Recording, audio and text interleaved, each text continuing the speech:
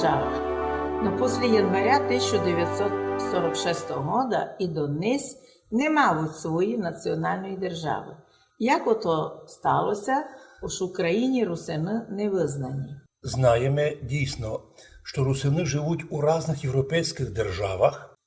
Про це ми чули і від ООН, і ОБСЄ, що в Україні є малий русинський народ, почти мільйонний народ, но не по своїй волі остався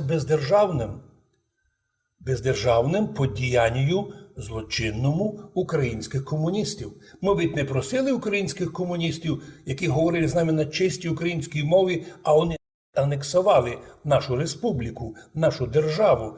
А потім нині їх потомки націоналісти кажуть, а у вас ніч не було, а вас не знаємо. А нині по тим злочинським законам древнім продовжується творити злочини проти прав русинського народу.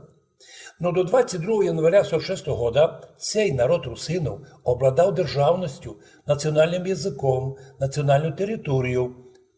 А суб'єктність і державність свій народ русинів вище 20 років мали в форматі Національної автономної республіки русинів у составі федеративної до 30 або з 38 года Чехословакії. Там були 3 національні держави – Чехи, Словаки і Подкарпатські русини.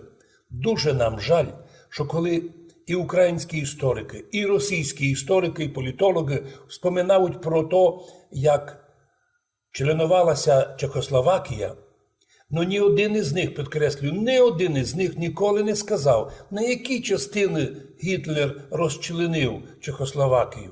Вспоминав Чехи і Словаки, забуває ще за одну частину Федерації – Подкарпатську Русь і його славний русинський народ. Хто в Україні і в Русі то забили, ми, русини, добре знаємо свою історію, і кілько б із нас не вибивали і фізично, і судебно, і погрозами, ніч не зробиш. Русини тими сильні, що у них є унікальна історична пам'ять, у них є компактне розселення, свій прекрасний язик, котрий великолепно функціонує і донині як язик міжнаціонального общення.